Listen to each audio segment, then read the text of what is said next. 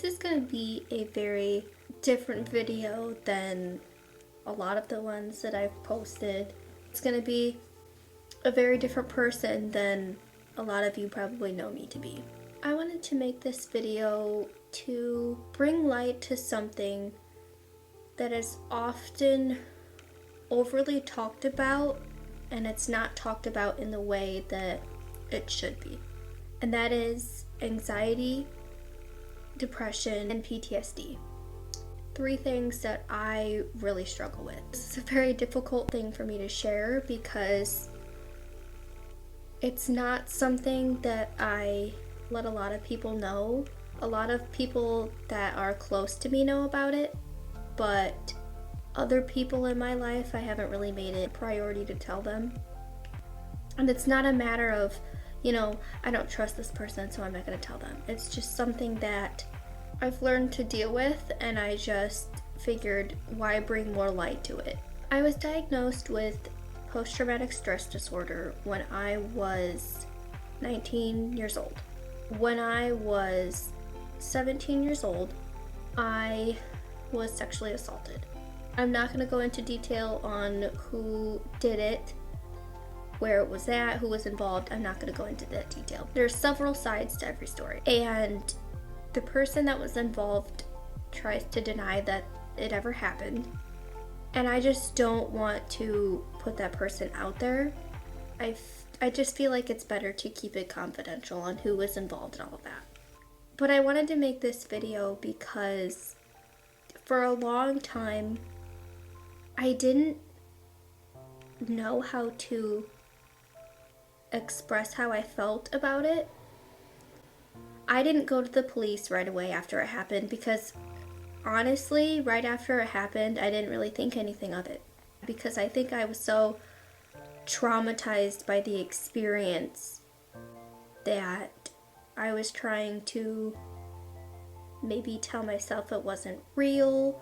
Whatever the case may be, it was just really difficult. It took me 2 years to say anything to the police about it. Now, obviously, waiting that long means there's no evidence to prove it, so that was frustrating. It just kind of was pushed to the side.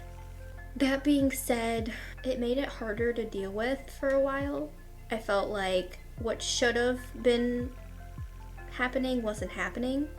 Honestly pissed me off because here I was struggling and trying to make sense of a situation that I never thought would happen to me when the other person involved was just living their life, and it seemed like they were doing just fine and I was over here a complete mess. You can get PTSD from so many things. My anxiety and depression are another situation. The way I struggle with anxiety is, yes, I worry about things and all of that, but I'm constantly worrying about the future. What if this happens? What if that happens? I'm always freaking out because I can't control the future for myself. To an extent of like, when I go to work, what if this happens? What if that happens? I can't control that. I'm freaking out. And I'm slowly learning with going to counseling and therapy that you cannot control the future and what happens, like at work and all of that. I mean, you can control to an extent, your school, your future plans, but you need to learn to be comfortable with not being able to have control over everything. It's hard because I don't like feeling this way. I really don't. It's something that's taken a toll on me over the past 3 years. Ever since I graduated high school, it got really, really bad. My depression was something that I've been dealing with since I was probably in elementary school, but at the time I didn't know what it was. I was just like, well, everybody probably feels this way, so it doesn't matter. I'll just pretend it's not there or whatever. And I think because I did that, it made it worse. I was bullied ever since preschool. From preschool up until high school, like senior year. And a lot of it was because I'm small and I'm skinny. People would always be like, well, they're just bullying you because they're jealous. Are they really though? Maybe they are jealous, but maybe they have things going on in their lives and they don't know how to express themselves. So they think that if they make someone else feel bad, that'll make them feel better. Being bullied from preschool on gave me a very different outlook on a lot of things. I developed a lot of insecurities, and I developed a very poor self-image of myself that I hated. I'm still in a point in my life where I truly do hate myself. I don't like the way I look. I don't like a lot of the choices I've made in my life, and some people would be like, you're 22, you're young, it's whatever. Yeah, I'm 22. That doesn't mean that I can't feel this way. That doesn't mean that my feelings can't be validated. I think a lot of people that we look up to in our lives who are older than us look at a lot of our problems and struggles and things like that in a way that, oh, you'll get over it. And yes, you will. Maybe you will, maybe you won't. I don't like when people say that because it makes it, and it may not be intentional, but it makes it seem like the way you're feeling doesn't matter. Or the way you're feeling is okay, but you need to get over it. It's a very frustrating thing for me personally because I talk to a lot of my close friends and my boyfriend and stuff like that, and since a lot of them aren't going through the same things, it's easy to say, just get over it, or you'll be fine, or whatever. I hate being told that because it makes it seem like they truly don't understand. And I know a lot of people try to understand what I'm going through. My anxiety and depression are the things that are bothering me the most now. My PTSD I've learned to cope with. It's still there, but it's not there as much as it used to be. But my anxiety and depression are just a constant daily battle. And it's frustrating because I would love to just push it to the side as if it's not even there. But it's a daily thing, and it's such a struggle to get out of bed in the morning sometimes. Because I am not ready to face the day and the struggles and all of that I'm going to have to deal with. I'm just not ready half the time. I find it hard to find motivation to do anything a lot of the times. A simple task of getting up and taking a shower is even hard for me to do sometimes. I think that a lot of the stereotypes about mental disorders make people with mental disorders and problems and illnesses think that they just shouldn't say anything and keep their mouths shut. And that's how I felt for a long time. I felt very, isolated and to myself because I heard all these stereotypes and things like that made me not want to say anything and not want to speak up. Being insecure and all of that made it all the more harder for me to speak up as well. Now I'm getting to the point where my anxiety bothers me the most when I'm not at home. It's hard for me to go to work. It's hard to do daily activities. It's hard for me to go to work because I'm constantly on that ball in my mind that says, what if this happens? What if that happens? What are you going to do?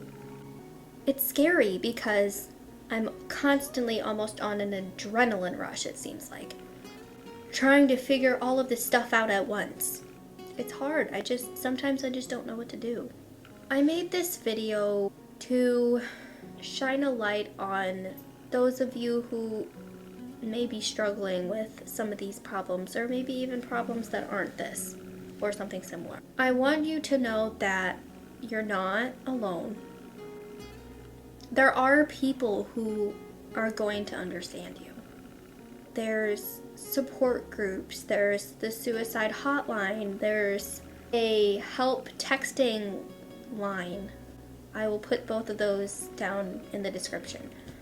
But I know what it's like to feel alone. I know what it's like to feel like you have nobody to talk to.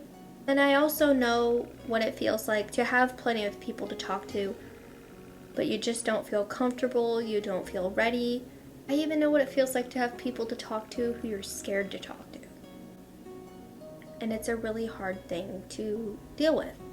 But I want you to know that there is always, always, always someone who's willing to listen.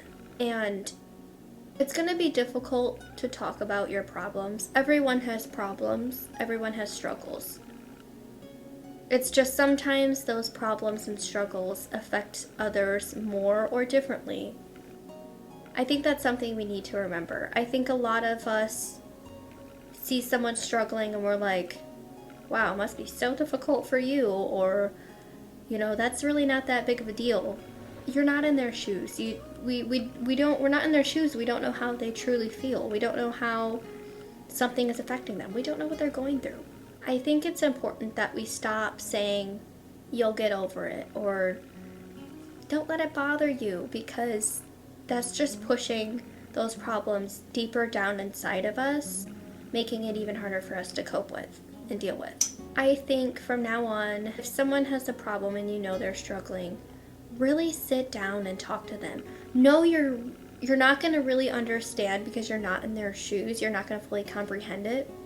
But just let them know, no, I don't completely know what you're going through, but I'm here to support you, and I'm here to listen to you. I'm here for a shoulder to cry on. I'm here for you to vent to. Whatever the case may be, let them know that you are there for them. Just being there for somebody and listening to them could honestly save a life. Just simply being there for somebody makes a huge impact. It makes an even bigger impact on them than you could possibly know. I know having somebody to talk to made it a lot easier for me to deal with the problems that I have. If I didn't have the support that I do in my life, I probably wouldn't be here. Night after night after night, I just constantly wanted to give up. I still have those thoughts every now and again. I'm just like, what the hell is the point now? With anxiety and depression, a lot of the time for me personally, I get one step forward, 70 steps back. I start to get on top of things, and then bam, I'm pushed right into a wall. And it's so frustrating, so frustrating. But I constantly remind myself, yes, it's hard right now, but that doesn't mean there's not light at the end of the tunnel. You have to keep pushing through this. It will get better. And that's not just something people say. It will get better.